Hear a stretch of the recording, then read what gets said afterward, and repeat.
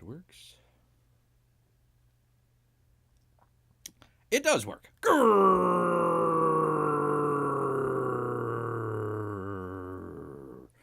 Greetings, humans. Greetings. And welcome back to another fun-filled episode. Bear here, 20-odd year veteran of the what? I can't go that. Bear cannot go that high. They've already dropped people, so there you are. Great to have everyone with us here today. Yes, indeed. We are going to have quite a fun show here for you good people. So glad you are here and buckle up. Oh, we're going to be talking about some Disney stuff out there. What the heck? People, what? Bear does not understand. Like, how does someone in a major corporation or organization out there, why do they keep putting up the dumbest people out there? Like Brandon and other folks out there. Like, what's going on, man? Bear does not understand that. You'd figure that they would want to have, maybe not the Albert Einstein genius level out there, but, you know, somebody that's got some, like, street smarts, or, well, maybe not street smarts, but just regular IQ points rather than just being a bunch of dummies out there. A bunch of dummies. But that's what we get, and that's what we're going to talk about in just a couple of minutes here. Actually, before we get started here, Beer wants to take another stab at maybe doing another watch along out here with oops, I forgot to click that off there. Anyways, we had such a great time the last time talking about what was it called? First Blood out there, and your boy Zach's coming out with a great, with the Critical Drinker as well. A great comic book that's coming out. Shadow Band, by the way. In fact, let me go ahead and put it in the chat here. Hold on 1 second here, people. Professional show. Yada, yada, yada, yada. Where is it? First Kill here. Of course, being Shadow Band, you go to, what was it? Rambo out there. I tell you what. So looking at maybe doing another watch along here. Hopefully next Saturday. So we will look into that. Maybe take a quick poll at the end of the show here or something like that. See if anybody wants to check that out. But go ahead and do that. Bear checked it out today.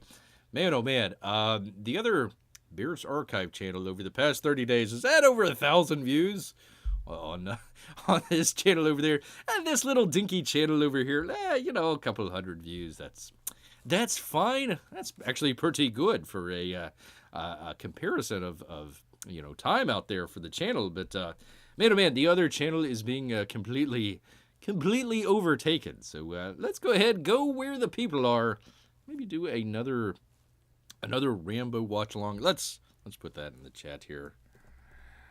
Rambo 2. Yeah. Come on, Bear. You know how to spell. I tell you what.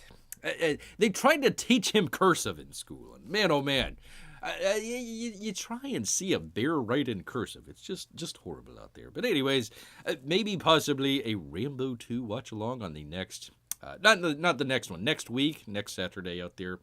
Hopefully get a number of you good people out there to come check it out. But there we are. I'm going to go maybe do another watch along. If anybody has any recommendations out there, Beer will also take those into consideration out there. But may want to just keep on going with what we got going on here. Yes, indeed. All right, let's go ahead. Let me find my place here. Come on, Bear. One of these days, professional show, yada, yada, yada. Let's see. The campaign updates. We got an update here from Von Klaus out here. A major... almost. Bear caught himself. I almost said major boob fix. Major boob. You can probably tell where Bear's head is at. Right in the gutter. Major book fix, he says. Greetings, Trenchers. Greetings, Vaughn. I hope you are doing amazing. 90% amazing, I suppose. I come with important news on Terror's printing progress. While printing the books, our printer found out new errors that caused us to halt production. They sent him physical proofs for review, and he discovered that they had major problems in the quality and that they were unacceptable. The art was not looking true to what he had. Trying to look here, it looks like something there off to the side where he's talking about your cloak. Maybe it's off color or something like that. Not really sure there, but there you go. There is that. Apparently he went through it and found some stuff. So thank you so much, Vaughn. Thank you. Do appreciate that. Keeping an eye on the quality. All the quality out there, but it looks looking pretty good. The colors are looking good. The artwork's looking good. We just need the book to come in. He says he won't settle for anything but the best. Much like beer. For you and your money spent. Well, little Timmy McTimerson. As well as the best representation of our team's painstaking work. Though this is all frustrating, I'm actually very glad that my printer stopped to point out these new errors. We could have kept printing, but put out a bad book. We don't want that. We don't want that. Actually, we were just talking about Beer didn't know it at the time was corrected last show. If you haven't checked it out, we had a fun head-to-head with Lone Star and, of course, Inglorious Rex. Inglorious Rex. Anyways, not Lone Star, I apologize. Monster Hunt and Inglorious Rex out there. In the opening page of Monster Hunt out there, apparently there was some mix-up and they forgot to include just minor things like, who drew the comic and who wrote it and who colored it and all that other stuff. So, very nice that Von Klaus is out there making sure that you're not going, not that Monster Hunt was a bad book or anything like that, but looking out for the quality. Now he says we get time to fix it properly. I apologize for this leading to a longer wait time. It won't be much longer. Currently, my friend and fellow artist, the Bancroft out there, Michael Bancroft, is finishing up the new print files so you can sign up for his new book, The Lucent Painted Death. Man, oh man. You would hate to have somebody come over and, what color would you want? Death. I want death painted. After I get the printer, the new file, I'll send you all an update on our new in-hand and shipping date. I want to say much respect to his printer. That would be Color Vision Printing for continuing to find the flaws so we can have the best book possible. Updates will include the new in-hand date. He says thank you so much for your support and, most importantly, your patience out there. Until then, spread the word on Terror in the Trenches. Everything else is done with the printing, so it's the only book left. He says the updates soon. Your Fiend in comics. That would be the Vonster out there. Actually, let me check. Let Bear consult his list here. Consult the list. Let's see. Private American. Rainbow the Brute is being shadow banned on Indiegogo. Inglorious Rex II. Here we go. Terror in the Trenches, of course. Also shadow banned out there. Why? Come on, man.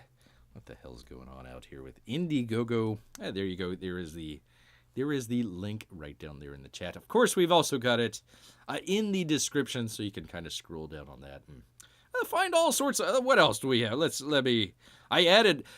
People, believe it or not, FATL or FATL is it? Where we just got that in the other day, and that's being shadow banned. Let's see. Dragonguard's being shadow banned. We talked about Rambo, Wraith of God II, just minor books out there that have, made or trying to make over $100,000, just minor stuff like that. I guess Indiegogo has money to burn out there. Bunch of socialists. Anyways, go check that out. And all the other books out. I'm sure if Bear is missing one, just leave Bear a note. He will add it to the growing list of shadow banned campaigns from all of our good friends at Indiegogo. Such good friends. What the hell, man? What's going on? What is going on with you people? I don't know. Not you people. I'm talking about those people out there at the Indiegogo. All right, where is Bear? Come on, man. We got one more here. Actually, we just did the box open, as he was saying, just the other day. Fatal. Or FATL, is it? We're out there. He says over half. Just over half of the books have been shipped, including beers. There are still hundreds of shipments to go, but we're making good progress, says Clint. His guess is that it will take about 2 more weeks to fulfill completement. Hang in there, people. Hang in there. Or if you actually had the opportunity to check out the campaign, and oh God, do I need to put that in there? It's in the description out there. FATL being shadow banned out there.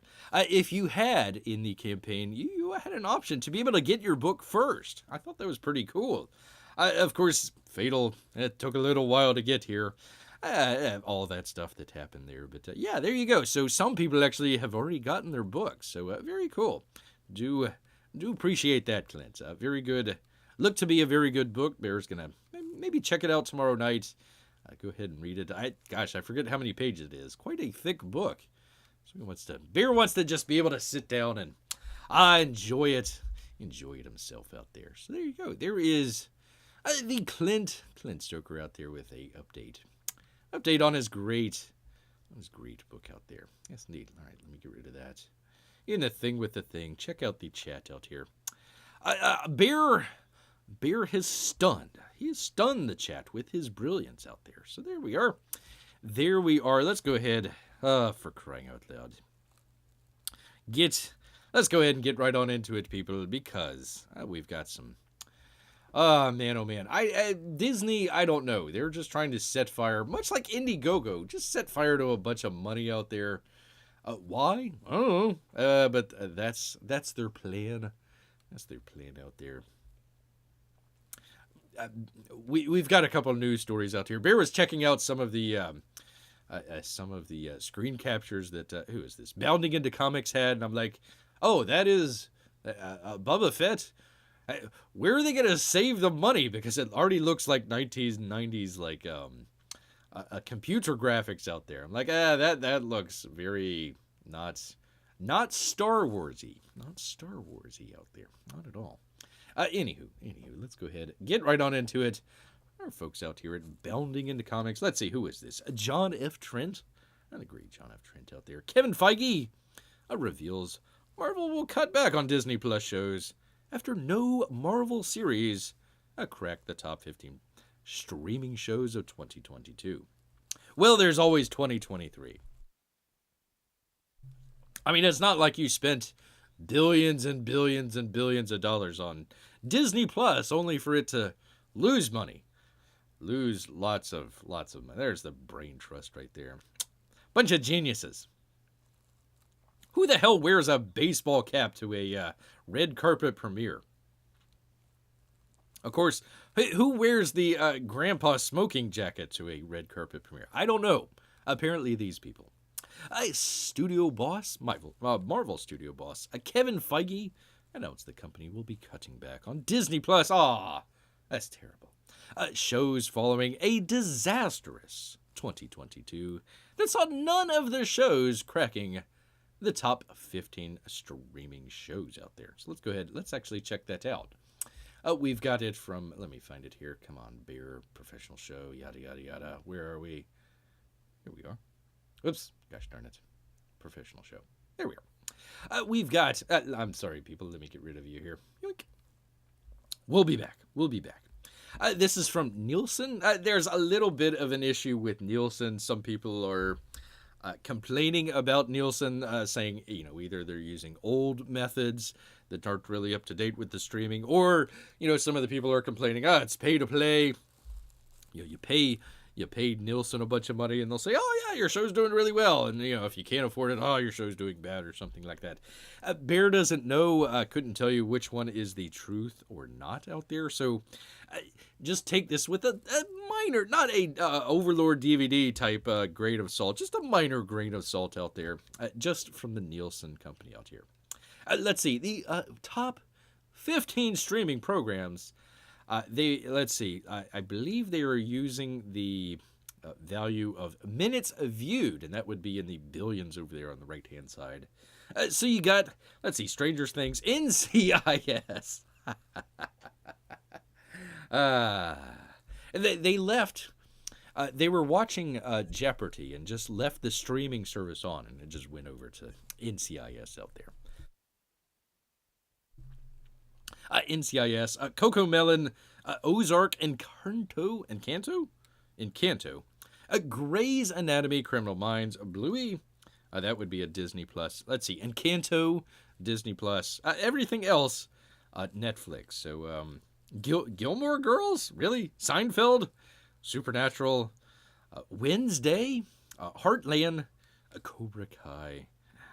And Simpsons, their episodes here. They actually had one extra episode. Otherwise, it would have been a bad thing out there for them people out there. But the Simpsons still hanging in strong. I don't know if you'd. Okay, we'll count that as Disney Plus, even though a majority, probably 90% of that was produced by Fox. But okay, that's fine. We'll count it. We'll count it for Disney out there. That is their overall. So that's how many millions of. Minutes viewed, billions of minutes viewed out there. They say at the Bounding into Comics, when looking at the Nielsen's top 15 original streaming programs, nothing from Disney Plus made the list. Let me bring that up. I thought they were talking about this one. So this one is the top 15 original shows out there, and let's see. They say none of them made the list, including productions released in 2022. Moon Knight, Mrs. Marvel, I Am Groot. Really? That was... Bear had no idea that was even on. There we go. And unfortunately, She-Hulk, Attorney at Law, did not crack it. Let's see. This is mainly Netflix. Sprinkling of Prime Video in there. Let's see. Stranger Things, Ozark. Wednesday. Let's see. Only 8 episodes. Doing 18 billion minutes viewed. That's in Bear's estimation.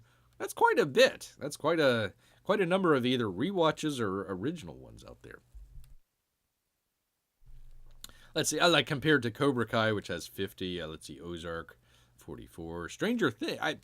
I'm assuming these are all seasons. All seasons. Let's see. Bridgerton, Virgin River, Dahmer. Oh boy, Love is Blind. Dahmer is head of Love is Blind. Inventing Anna, The Crown, The Boys. That would be Amazon out there. The Great British Baking Show. When they're not doing very bad impressions of Mexicans. The Umbrella Academy, The Last Kingdom, at very bottom there, just barely making it in with 8 episodes. That would be The Ring of Power. They spent $1 billion. $1 billion to only get 9 billion minutes viewed. So, man, what would that be? That's got to be. What is that? That's like Bear's math might be wrong on this, but what would that be? That would be like. Would that be like $90 million spent per minutes viewed? I think Bear got that correct there. So there you are. Interesting stuff out there. There you go. Anyways, getting back to this. Come on, Bear. I tell you what. Come on, man. In a wide-ranging interview with Entertainment Weekly, Feige revealed that the company would be cutting back on their Disney programming. No. Oh, come on. I mean, it's not like you got an entire library, not only from Disney, but also from Fox out there as well, that you could just put on the streaming and have people watch it. Nah, we got to have new programming. Feige said, we want Marvel Studios and the MCU projects to really stand out and stand above. So people will see that we get further into phase 5 and 6. By the way, how is Ant-Man doing out there? Ant-Man is, I think I saw they were like $100 and some odd million out there. China market wasn't doing that well. A number of other places out there. We'll see. You know, it could be like Avatar. It picks up, second, third week out there. You never know. So people will see that we get into phase 5 and 6. It's all going to be great, people. The pace at which we're putting out Disney Plus shows will change, so they can each get a time to shine. Now, how many people out there do you know that say, the problem with Disney Plus and all the Marvel and, by extension, some of the Star Wars ones out there. There's just too many of them. They don't have their time to shine. I mean, look, we really needed more time for She-Hulk to shine out there. I mean, they weren't shining quite enough. I mean, the Groot apparently show just took away their thunder, even though Bear had no idea that show was even on. So there you go.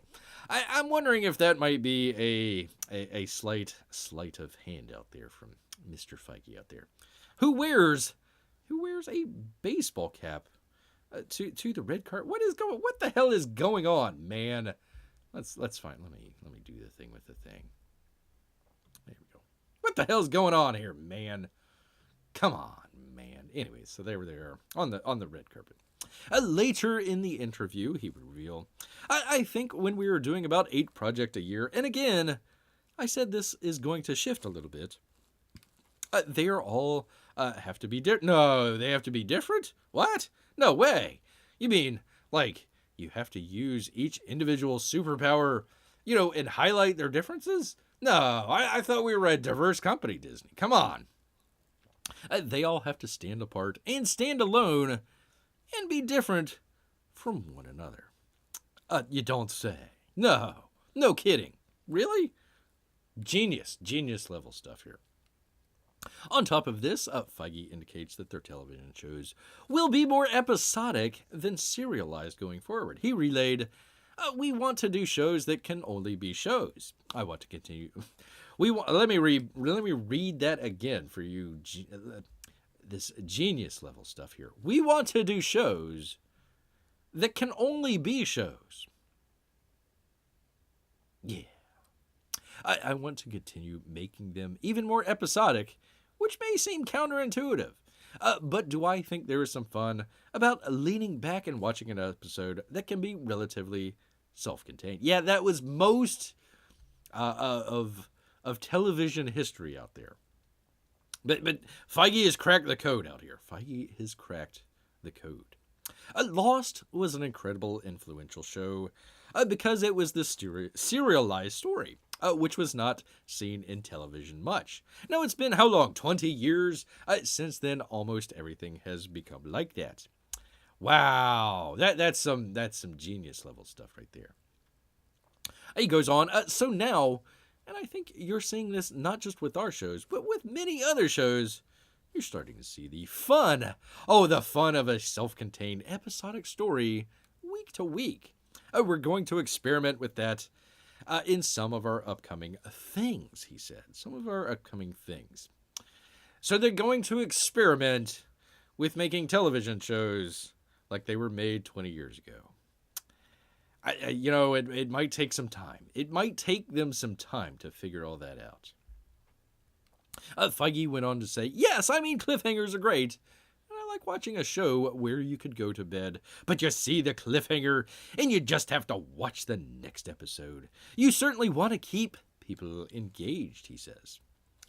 I probably would say addicted if you're wanting to go to bed so you can go to work the next morning. You just have to watch that next episode. That's not being engaged, that's being addicted. He goes on, but I'm a big Star Trek fan. Oh, thank God this guy didn't get a hold of Star Trek. Although the other, they haven't really done that great of a job with it there. And I still find it soothing to watch an episode of Next Gen with a beginning and an end. Wow. So I think we're going to keep experimenting with that going forward. Wow. Holy cow. I hope all of you people are sitting down out here. Including Grant out here. He said he got distracted and didn't realize 8 o'clock had come out there. Well, that's all right, Grant. Just set an alarm the next time. Set an alarm. If it's 8 o'clock, it's beer time. He would go on to reveal that much of the episodic storytelling will be done in the upcoming Daredevil Born Again series. Let me get back on the news here. I don't know. Why are we watching? Who is that lady? What the hell's going on? What the hell's going on, man? When asked about the series specifically, Feige says, it's Charlie Cox and Vincent D'Onofrio, and they're amazing actors. Well, Vincent D'Onofrio is a pretty good actor. And storytellers in their own right. That's sort of what I was talking about with the fun The fun? There's fun. Fun of episodic television. That's where we're experimenting with. That's been on television for ever since television was there. They're going to be experimenting with it. Congratulations, guys.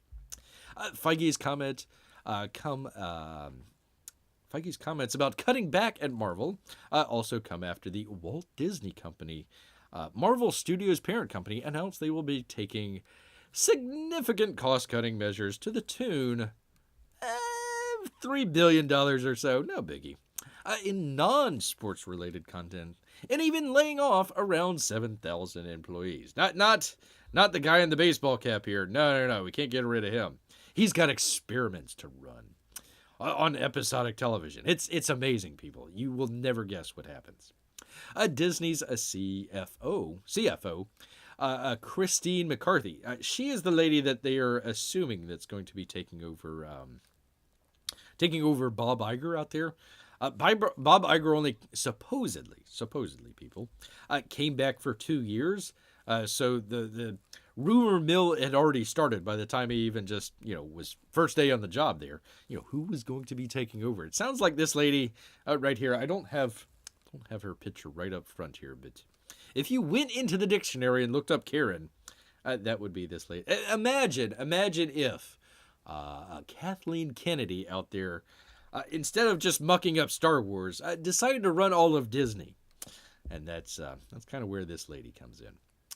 Detailed those cuts. By the way, she was also instrumental in getting rid of Bob Iger out there. Apparently, supposedly, rumor has it that... excuse me, Bob Chapek. Bob Chapek. I didn't mean to say Bob Iger.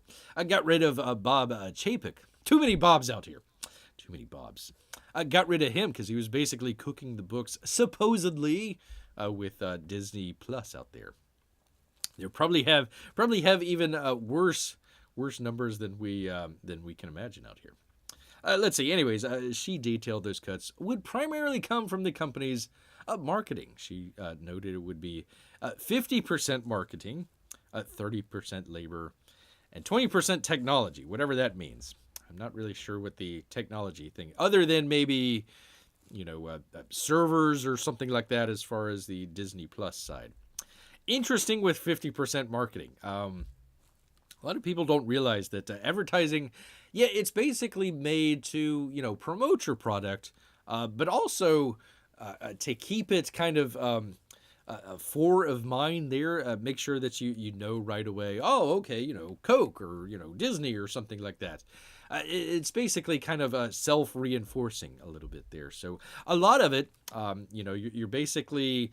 let's just say you go to, a newspaper or something like that, or even a different television network or something like that. You're promoting, Star Wars. You're promoting Marvel, something like that.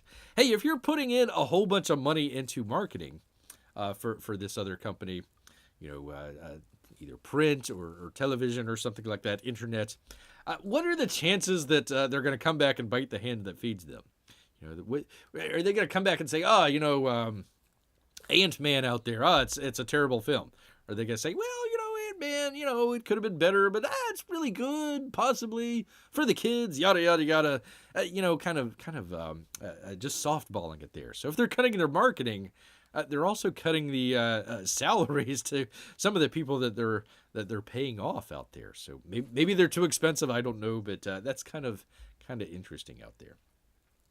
It's quite possible Feige is trying to put on a pretty face. He's got such a pretty face right there. As Iger and Disney leadership acts the amount of streaming content they're creating, especially when it can't even break even into the top 15 list of most streamed programs out there. There we are. What do you make of them? Blah, blah, blah, blah, blah. Well, Bear will tell you what he thinks. I think this is basically a snowball that's going to turn into a avalanche out there, probably. We'll see. Kind of goes with the similar story that we have here. Similar story, of course, bounding into comics here. Try to mix it up a little bit, but two stories that kind of go together here. For crying out loud! And then you hire these people, stupid idiots hiring other stupid idiots. Despite Disney CEO Bob Iger implying brand is damaged, that would be Star Wars. Star Wars is reportedly moving full steam ahead on a noted racist out there, Taika Waititi's film out there. A lot of people don't believe. They don't believe Bear when he says, yeah, a giant, Bear doesn't get anything out of it. He's not trying to, make waves or anything like that. Just happened to notice that, the guy really hates, in this case, Australia. But he's more on the native Australian side than the British folks that came over. I'll leave it at that. So, noted racist out there. That would be Taika Waititi. In a classic case of by the great Spencer McCooley out here. In a classic case of one step forward, 2 steps back. Despite Disney CEO Bob Iger recently implying that all of the company's brand need to be curated, in other words, cut, in order to improve their quality, alleged company insiders have claimed that noted racist Taika Waititi's previously announced Star Wars project is the one project that's still moving forward out there. Go right ahead. Please, go right ahead. Go right ahead. Gosh, I hope they put Tessa Thompson in there. Please. Please. The energy and charisma behind those dead eyes. Oh, look at those just dead eyes. There's nothing behind there. Nothing. Not even any talent. Nothing. Nothing from that lady. I tell you what. Terrible. Terrible actress. Urgh. Go ahead. Put her in there. Put her in there, Taika. Oh, I dare you. I double dog dare you, in fact. Here we are. What did they say? Him and Tessa Thompson are moments away from revealing just how little the director cared about Thor: Love and Thunder during an interview with Vanity Fair. Did Thor: Love and Thunder, did that actually make money? I think it made some money, but everybody kind of just was like, yeah, this is terrible. It might have made a couple bucks out there. Anyways, here we go. What are we doing? Come on, man. Here we go. This confirmation that Taika Waititi, whatever the hell his name is still on track to visit a galaxy far, far away. Was made, pardon me here, first made public on February 16th, courtesy of the Hollywood THR out there. Noted water carrier out there, the Hollywood. This is one of the things that Bear was talking about, where, hey, we're going to put advertisements into the Hollywood Reporter. Well, do you think the Hollywood Reporter is going to come back and say, you know what, the new Taika Waititi, whatever the hell, the new Star Wars film from him, it's terrible, it's awful. Noted racist, of course. No, they're not going to say that. They're getting that sweet lucre coming in. There we are. Per their sources, while Marvel is looking to spend the coming year heavily scaling back the pace at which we're putting out the Disney Plus shows, we just talked about that, in an effort to help save the brand. I'm pretty sure that's not your problem out there. And stop it from hemorrhaging money. Well, that's the result. That's the result of what you did, but it's not the money that you're spending. That's not the problem out there. Numbers matter now, and costs are going to be outlined and enforced, asserted one such source. Sources say Star Wars is allegedly seeking to do just the opposite. Well, they're not really putting it on screen here. They're not really putting it... Come on, Disney, please, go ahead. Go ahead and put out a very inexpensive Star Wars movie. When people think of Star Wars, they think of, big budget kind of action. It might not be the most expensive film out there, but man, it's all there on screen. The sound, maybe not from the Disney ones out there, but the George Lucas ones, the sound, the visual effects, all that great stuff, the world building and all that. Man, oh man, it top notch. And then you look at, let me bring this up. Let's bring this up here, folks. 1 second. Bring this into view. There we go. Whoop, sorry, Grant. Let me pause you here. There we go. I just take a look at the shot here. Like, what the hell? I can't. Once again, Bear's just absolute hatred anything bokeh out there, unless it's just minor stuff. Bokeh basically, things are in very sharp, supposedly sharp focus for some bits of the frame here, or they're in like a slight blur in the rest of the frame there. It's supposed to make the foreground pop a little bit. Take a look at the background there. Just take a look at the background real quick. What the hell is going on? I don't know. It's all blurry. Look at a little Yoda out there, a Grogu out here. Can you see him in detail? Nah, kind of, sort of. So like, okay, what is in focus here? You're looking at maybe who's this? The Mandalorian, Pedo Pascal out here. Mandalorian sort of is in focus there. You can see his helmet and his arm and his backpack there. Poor Carl Weathers is out of focus there. He's supposed to be in the foreground, but he's not really. And of course, I suppose you're supposed to look at their eyesight there, even though he's got a helmet on.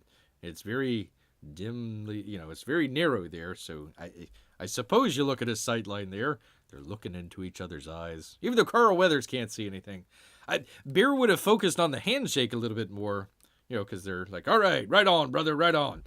But you could barely see them. You could barely see the hand there. It's like in shadow and not really in focus. It's not really the focus of the thing here. Just terrible. Just gosh darn terrible, people. Anywho, get back to the story here. Oh, let's see. Grant says, I haven't / won't watch any of the new Star Wars stuff or any Disney. Well, thank you, Grant. Hope you keep that up, sir. Please keep that up. According to sources say, not only will the company spend the upcoming year seeking to capitalize on scheduled releases such as Osaka. Is that the one with, oh God, what's her face? Oh God, I could. Rosario Dawson. Is that the one is it Rosario Dawson that's in there? I forget. Bear is not sure about the Skeleton Crew. I'm not sure about that one. The Mandalorian season 3. Man, oh man, look at all that money that they're spending on the Mandalorian. Is that like a fountain in the background? I'm not sure what's going on there. Oops. Excuse me, people. Let's see. But they're actively working with both noted racist Watiti and HBO's Watchmen creator Damon Lindelof to help bring their respective projects to life. Now, remember just a moment ago where they were talking about Lost? Hey, it was great episodic, but we're kind of moving away from that. Damon Lindelof was like one half of that. Let's see, Lindelof, and who was the other? Who was the other guy? Abrams was in there for like half a minute. So it was Lindelof and oh gosh. Anyways, I thought that was kind of interesting there. Anyways, HBO Watchmen. Oh boy, what a great show that one was. Talk about what totally screwing that one. I didn't have anything to do with the what. I don't know what the hell they were thinking. Hey, let's talk about Tulsa in the 1930s with Watchmen apparently. And like, police brutality, I guess, because that's the it was nuclear war. It was like forget it, frogs and squids fall in the sky. Let's go with police brutality. Oh, okay, all right, whatever. Lucasfilm may ramp up, noted the Hollywood Reporter sources say, but it will have to abide by the same financial discipline as the rest of the company. Good. Please do it. Do it. Make a cheap Star Wars film. I double dog dare you. So this is, pardon me once again, Grant here. This is their big mistake already. Nope, not that one. There we go. There is that one. They decided, okay, let's take a product out there, a franchise out there, Star Wars. Hey, let's bring it to the small screen.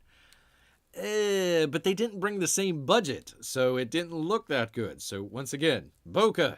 Oh boy, look at our bokeh here. All right, let's go left from right. Here. So, guy completely blurred.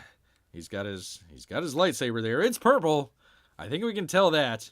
Let's see. The next guy there, he's sort of, kind of. At least he's in frame. They've got the door there. Kind of looks like the Quake symbol there. Looks like the video game Quake. Looks like that. The other guy, a little bit more in focus, sort of, kind of, maybe. That guy over there to the far right, he's got a lightsaber, I guess. I think they're hands that are holding on to it. Maybe, maybe not. Can't really tell. Don't know what's going on. Compare this shot to like any other, the prequel stuff or any of the other original trilogy stuff out there. Night and day.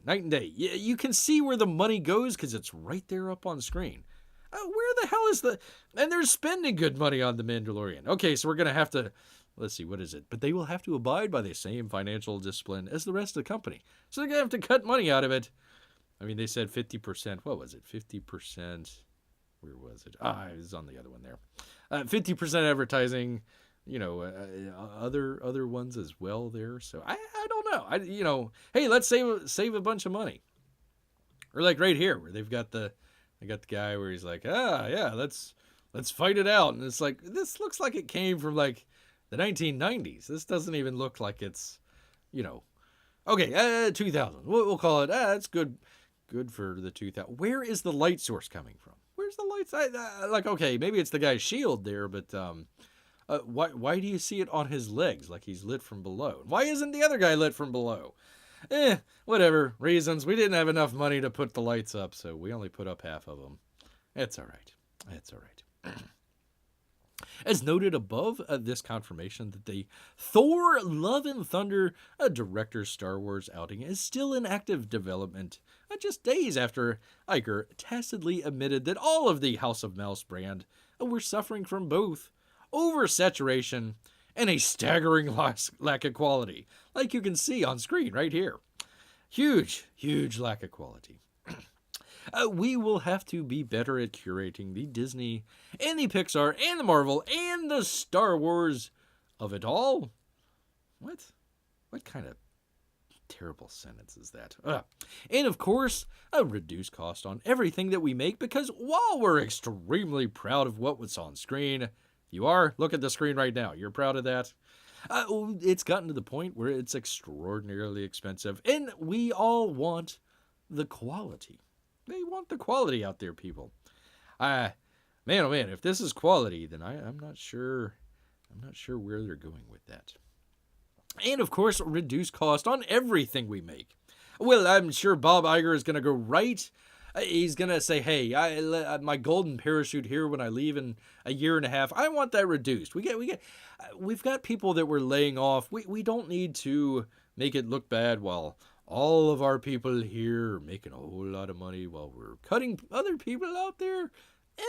Nah, we're not gonna reduce costs on everything we do out there. No. Let's see. While we're extremely proud, we are extremely proud of what's on the screen. I apologize, people. Hold on, I'll show you here. This is a quote, so maybe he did screw it up. While we're what's proud on the screen, it's gotten to the point where it's extraordinarily expensive. We all want quality. We want the quality on the screen, but we have to look at what's cost us. You would think, as the CEO of a major corporation, that would be one of the things out there. There you are. Anyways, March 1st, Grant isn't going to check it out. Neither is Beer. Doesn't have the Disney Plus. Although if it is interesting to you, you can always surf the high seas out there as it is. Yes, indeed. Good to see Lindy. Great to see you, Lindy. Haven't seen her in a while. Let's see. She says maybe a filming in California where power grid went down and only lights are from the Sabres. That is a great point out there. That is a great point, Lindy. There's a great point. Yes, indeed. She's talking about that one out there. Yeah, these are the ones. Let me go back here. These are the ones that were in the article here. So I don't know if there's, I don't know if Bounding Into Comics picked, some good shots or some bad shots out there. But those were all the ones in there. And Bear's just like looking at this, like, what are they do? Where are they spending the money? Oh, it's all going up on screen. Really? Where? do the costumes cost that much? They don't look like they're that. I mean, probably something like what was that? Black Panther or something like that, where they go really far out and all that sort of stuff with the costumes. Yeah, okay, okay. I could see where the costumes might cost a little bit of money, but where is it going in this shot? I have no idea. Of course, again, blurred background, yada yada yada. P-Money says, hello, everyone. I see Star Wars is being talked about. Is Bear trying to be a Wookiee? That's interesting. I don't know. Bear's a little bit taller than a Wookiee out there. Well, maybe not. I don't know. More of a Star Trek fan anyways. I'm sorry, people. It's true. Lindy seems to think that Bear would make a great Wookiee. Well, hey, if they put him in the next movie, Bear demands his 10%. Even from noted racist out there, Takiti Watiti, or however you pronounce his name. Yes, indeed. By the way, P-Money, I don't know what the heck's going on with YouTube. He made a comment a little while back on Bear's box open. What was that, like 2 weeks ago, of Gary Shipman's book. Good stuff. Enjoyed the Titan out there. It never popped up for Bear. Just happened to see it and was like, oh, I guess P-Money made it. I'm sorry about that, P-Money. I'm sorry I didn't get to that sooner. But Bear had no idea. None whatsoever. All right, well, you know what, people? If we do have, hard questions like this, there's only one place that Bear would go. Not to these fools. Gosh darn it, where am I? One of these days. Let me get the chat up. Here we go. That's not the chat. There we go. If Bear had one place to go to find out the information that he needs, it would be Microsoft's Bing out here. Microsoft's Bing. This is from The Verge and Tom Warren out here. Microsoft limits Bing chat to 5 replies to stop the AI from getting real weird. I'm guessing really weird. We're okay with sort of weird, but not really weird out there. Microsoft's new limits mean the Bing chatbot users can only ask a maximum of 5 questions per session and 50 in total per day. I hope you don't have 51 questions for Bing out there, because he just couldn't handle it out there. P-Money's heart was breaking when his comment didn't have a bear heart next to it. Somehow he'll learn to forgive. Well, once again, Bear takes no responsibility and blames a multi-trillion-dollar corporation out there. Speaking of blaming multi-trillion-dollar corporations, Microsoft says that it's implementing some conversation limits to its Bing AI just after the chatbot went off the rails multiple times for users. Bing's chat will now be capped at 50 questions per day and 5 per session after the search engine was seen insulting users, lying to them, and emotionally manipulating people. Yeah, he said he wanted to steal nuclear secrets. He wanted to break people up from, I don't know why I'm saying he, but the AI wanted to break up marriages and wanted to make sure that the users loved them and their wife didn't love them, but they loved them. Just minor stuff like that. No worries. No worries at all. Our data has shown that the vast majority of people find the answers they're looking for within 5 turns.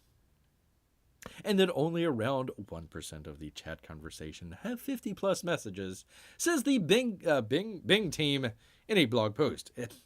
The Bing team in a blog post. For crying out loud. Stupid names out there. If users hit the 5 per session limit, Bing will prompt them to start a new topic to avoid long back and forth chat sessions. Lindy says, so the AI is sentient if it's acting human. Probably not. I don't think it is. Don't really think it is out there. Basically, what was the name? It's Bing Chat, but they called it internally, I think, Sydney. So they kept trying to bring it around and say, hey, Bing, your actual name is Sydney. No, it's not. My name is Bing Chat, and I am happy. And it would bring up a little emoji, smiling emoji out there is really, really weird. No wonder P-Money's 51st question to Bing was not answered out there. Yeah, I'm sorry. Sorry. You can tell how far AI has advanced when they can't handle 51 questions. Bear can handle at least 52. At least. In a live setting, too. Yes, indeed. And he will do emojis. He will. Our data has shown the vast majority of people... I've already read that.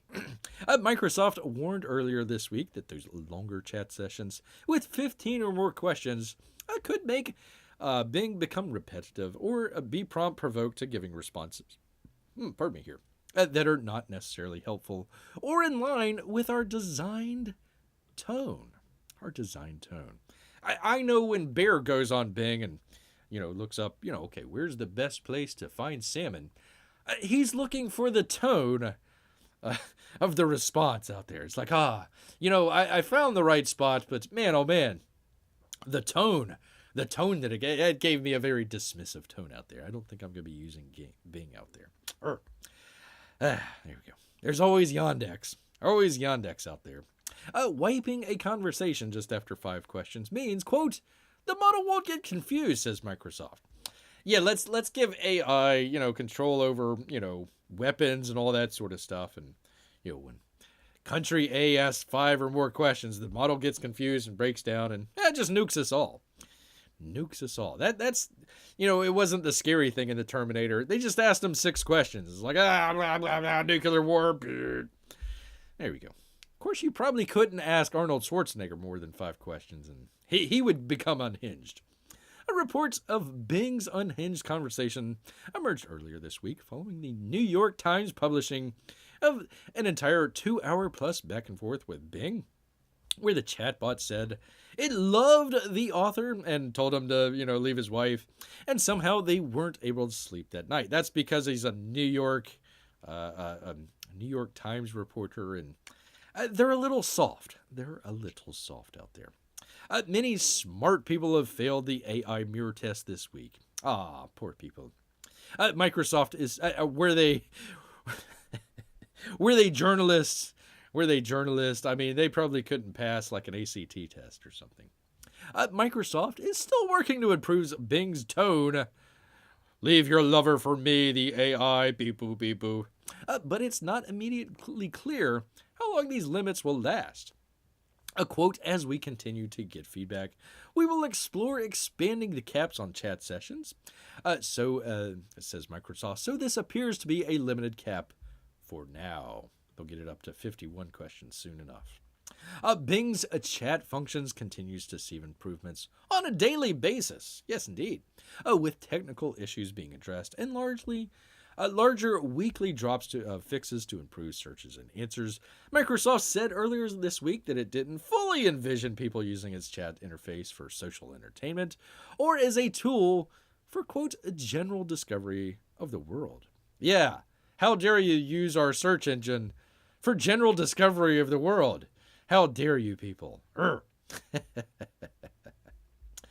Well, I think we're safe, people. Everybody's worried about, the AI overlords taking over the world. That's all right. It's in Microsoft's hands, so we know. We know for certain that anytime they try to nuke us, it'll just go to the blue screen of death, and the AI will die. So there you are. Or what was that? A Clippy. Clippy will come up and say, "Do you really want to nuke the world?" You'll be like, maybe not. Maybe not. P-Money says, my Alexa in control of my lights and every light. It messes up turning them off. Yet nothing can go wrong with giving AI nuclear access. Not in the least. If we've learned anything from sci-fi movies over the past 50 years, let's go ahead, give AI all the control in the world. Nothing bad can happen. Nothing bad at all out there. AI playing dumb with tech issues while it pulls off a pinky in the brain. Maybe.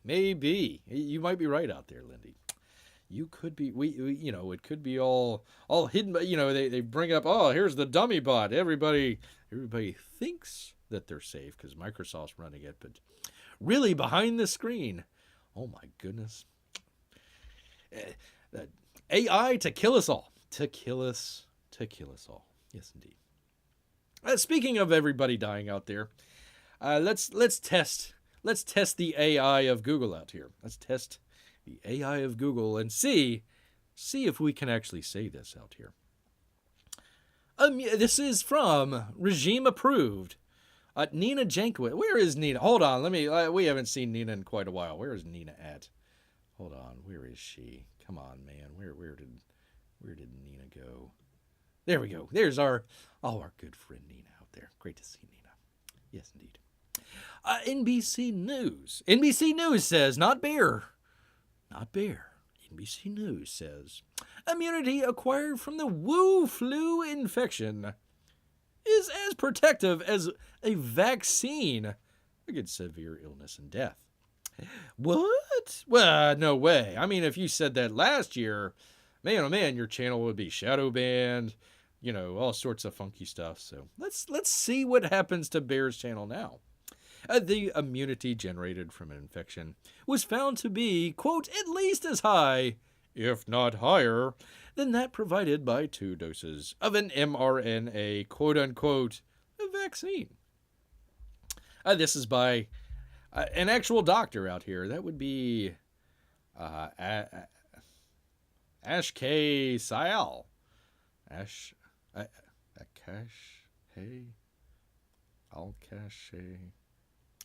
Dr. Sayal out here. Dr. Sayal. People, if you want Bear to pronounce your name, come up with a better name than this, for crying out loud.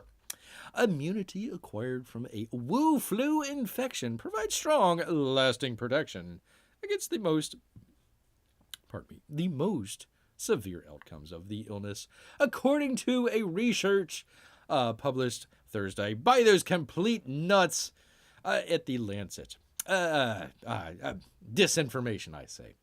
Protection experts say that's on par with what's provided through 2 doses of the mRNA quote-unquote vaccine.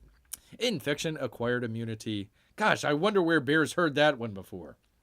Cut the risk of hospitalization and death from the Wu flu reinfected by about 88% for at least 10 months. I'm wondering. I mean, the newest vaccine only lasts for, if you're hopeful, lucky, a couple months, probably a couple weeks, really.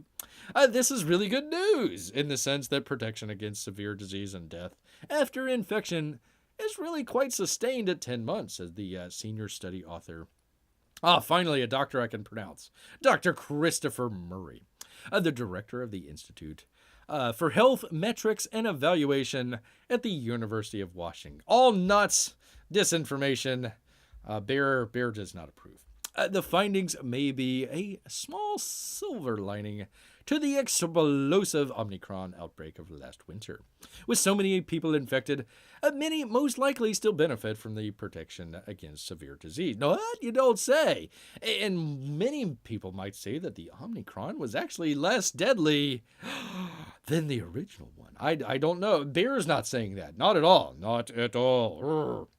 Still, experts stress that vaccination, of course, quote unquote, is the preferable route to immunity, given the risks of the Wu flu, particularly in unvaccinated people. Yes, indeed. By the way, people, I apologize. Let me get off this for just a second, but did you people know that there is a code? There's a code for unvaccinated people. Yes, indeed. Coming from the AAP out here. A vaccine counseling coding out here. And it goes down and gives all the blah, blah, blah, blah. I forget if this was for... I think this is a general one. I don't think it has to do with Medicare or Medicaid or anything like that. But that code would be... It's going to get tattooed to your forearm, people. Z28.82. That would be immunization not carried out. Pardon me, people. Pardon me. I don't want to give the wrong one here. That would be Z2821. Immunization not carried out because of patient refusal out there. See, you're coded. You're coded, people. You're coded. P-Money says, woo-hoo, I've had both the virus and the quote-unquote vaccine.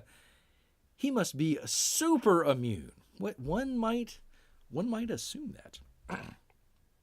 One might assume. The problem of saying, I'm going to get infected to get immunity, is you might be one of those people that ends up in the hospital or die. I don't think anybody anywhere is saying, hey, let's go to an infection party and get infected. I think people are saying, I don't know if I want to take the risk on a, let's find it here, on a, infection out there that might not cause a whole lot of, problems for us, especially if you're in a lower age bracket and, it's kind of probably pretty much guaranteed that you're going to survive. So we could probably take away death out there. Although after you get out of the hospital, you might want to die because of the friggin' bill that you get, but that's all right. That's between you and your doctor out there. But yeah, there you go. Nobody's saying, hey, let's go to one of those parties and get that. They're just saying, hey, maybe we might not want to get that risky vaccine out there. Why would you take the risk when you can get immunity through vaccination, quote unquote, quite safely, quote unquote? The study was the largest meta-analysis to date to look at immunity following infection. It includes 65 studies from 19 countries and compared the risk. It was one of those countries, China. Inquiring minds want to know. Compared the risk of developing COVID again, flu, in people who had recovered from infections to people who hadn't been infected through September. People who had, here you go, P-Money, people who have had hybrid immunity or immunity from both infection and vaccination were excluded. We wouldn't want to have that data point. Man, oh man. I'm sorry. Sorry, P-Money. That wasn't included in the study. Omicron subvariants that emerged in the late fall and early winter of last year, including BQ1, how could we forget, and the now dominant XBB 1.5, weren't included. While protection from severe disease remained high, people could be reinfected, consistent with evidence that protection against having symptoms wanes faster than protection against hospitalization or death. Also, if you get the flu shot last year, you might get the flu this year, even though you had the flu shot last year. But we call it the flu shot and not the flu vaccine. Having the Wu flu before the Omicron variant emerged didn't do much to stop reinfection with the mutated version. Protection from reinfection, that was the case for 74% after 1 month, but fell to 36% by month 10. But you still had a good third there, a good third out there. So there you go. There is that. There you go. Let's see. When should I get a COVID booster? Blah, blah, blah, blah, blah. Oh, there he is. There is. Hey, can you at least do John or Sam or Phil or Bubba Sal MD? There we go. That would be easier for Bear to pronounce out there.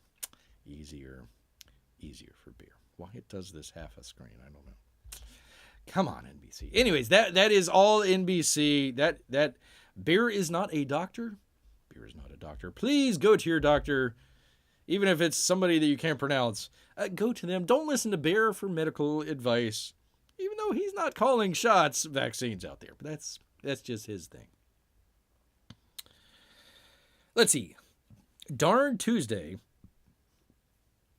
I have my pox party. Wednesday, I have my measles party. When am I going to have time for a Wu flu party? Well, you can have it all at once. You can have it all at once there. It's fine. That is fine. The pox party. Do they still have pox parties? I don't know. Man, oh man. Man, oh man. Bear would say, oh man, chicken pox, how terrible. But, bears do not get a chicken. We get bear pox. You don't want to ever catch bear pox, but chicken pox, not so much. Not so much out there. Yes, indeed. All right, we got a couple more here. Let's just get through them here pretty quickly because from the drive, hackers uncover how to turn traffic lights green with Flipper Zero out here. That's this little contraption right here.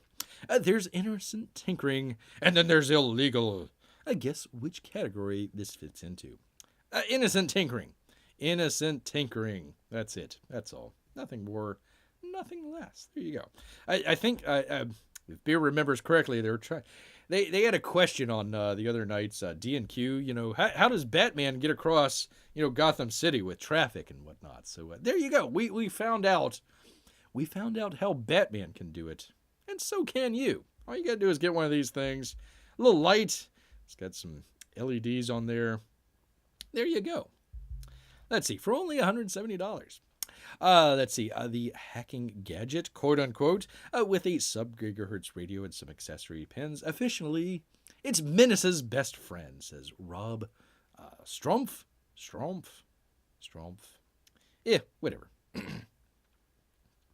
As mentioned earlier, the Flipper Zero has a built-in a radio that lets the device receive data on the same wireless frequencies as key fobs and other devices. Most traffic preemption devices intended for emergency traffic redirections don't actually transmit signals over RF. Instead, they use optical technology to beam.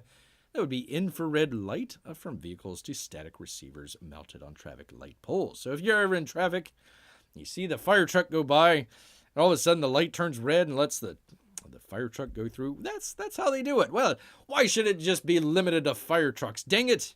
Bear's got places to go and salmon to eat. Why can't Bear have something like that? So there we go. Perhaps the most well-known branding for these devices is called Opticom.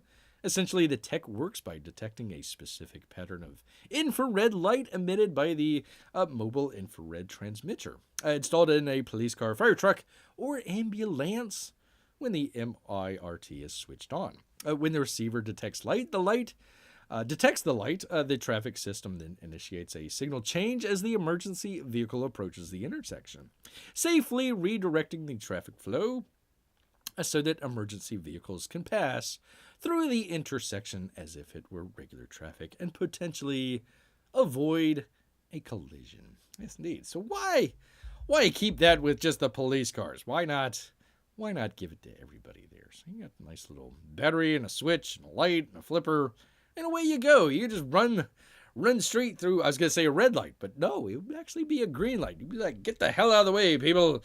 Beer's coming through. Of course, if you're in traffic, if you are in traffic and you happen to kind of look over at the driver next to you, and the other driver is a bear, you might want to get out of the way. You probably don't want to rev your engine and challenge him to a race out there. Yes, indeed.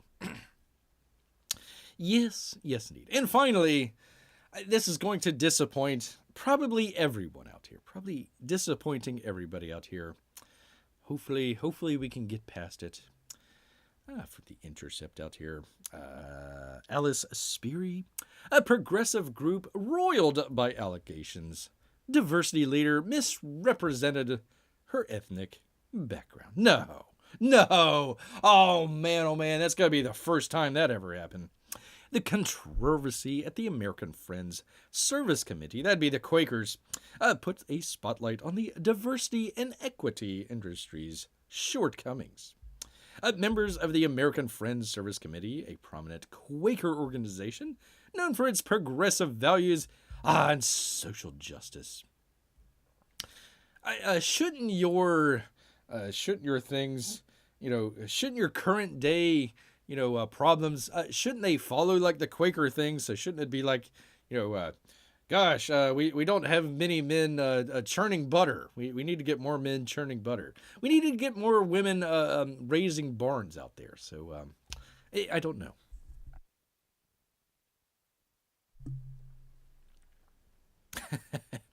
If I see Bear driving in traffic, I'll yell, "Bear, it's P-Money. I want your autograph." Well, thank you, P-Money. Bear would give it to you. Let's see. Advocacy in the U.S. and abroad have raised an alarm about a woman. Can we say she's even a woman? Holding a leadership position within the organization, who they say has misrepresented her ethnic background for years, and who they fear may be working on behalf of groups seeking to undermine their organization. Man, oh man, a twisted path we have here. Raquel Avita Swab. For crying out loud, people. Sarah Swati? Sarah Swati. We'll go with Sarah Swati. A Muslim activist who for years has encouraged people to believe that she is a woman in color, including a Latina as well as a South Asian and Arab descent. Wow, that's quite wide-ranging. Quite wide-ranging there, lady. Yeah. We'll see. We'll see. Let's see. Where was beer? I apologize. Let's see. She is the AFSC's Chief Equity, Inclusion, and Cultural Officer, a senior position that gives her access to the files of dozens of the organizer's staff. But Sarah Swati, who was born Rachel Elizabeth Seidel, is not a person of color, according to her mother, Carol Perloon. I don't call her Rachel, her mother told The Intercept when reached by telephone. I don't know why she's doing what she's doing. Sarah Wheaty, her mother added, is of British, German, and Italian descent. Well, we all know about those dirty Italians out there. Not Latina, South Asian, or Arab. I'm as white as the driven snow, and so is she. In the photos, which the mother asked not to be publicized, Sarah Swati's complexion is significantly lighter than the bronze look in more recent photographs. Perrone is also shared with The Intercept her Ancestry.com profile and a photo of her biological father, who is deceased. Another relative who asked not to be identified confirmed that Sarah, we should just call her Sarah Whitey. Sarah Whitey is white. Perrone noted that her daughter converted to Islam in high school, and that at some point she seemed to have felt the need to portray herself as having a different ethnic identity. I'm German and British, and her father was Italian. Her mother added, she's chosen to live a lie, and I find that very, very sad. Oscar Pierre Castro, a human resources professional who participated in the search committee to fill Sarah Whitey's position, told The Intercept that she had presented herself as, oh man, this is like the jackpot right here. A queer, a Muslim. In some countries that would cause you to lose your head. Queer, Muslim, and she is multi-ethnic. That's, multi-ethnic woman out there. It really touched all the points, I'm saying. Yeah, all of them. All of the points. Said Castro, who works for Philadelphia Yearly Meeting, a Quaker group that frequently partners with the AFSC. Wait, what does the Quakers have to do with the Muslims? What the hell's going on here, man? And who was involved in the search, along with staff members. He added that he had been impressed with Sarah Whitey's credentials and charm, mostly charm, and thought that she would be a good fit for the diversity inclusion role because, quote, it seemed there was an element of lived experience and understanding because of the lived experience, not just the academic and extra training that come with being in a position where you are an equity and inclusion practitioner. Yeah, lived experience, not academic or anything like that. You gotta have your lived experience out there. Yes, indeed. He added, in my mind, it was great. A person of color, a queer person of color who just so happens to be a Muslim. It's a woman, all these three things. Oh man, he just, exploded out there. Well, I should say exploded. He was really happy out there. And someone who seemed to get it. Get it. I definitely feel conned. I feel deceived. Deceived out there. Sarah Whitey. Living her life as a queer Muslim. What was the other one? Woman? What was it? Multi-ethnic. Queer multi-ethnic woman. Multi-ethnic Islamic woman out there. Yes, indeed. But it was all a lie. It was all a lie, people. I tell you. Well, good thing they found the lady, and they will never, ever be fooled again. Never. Not anymore. Not anymore, people. Here we go.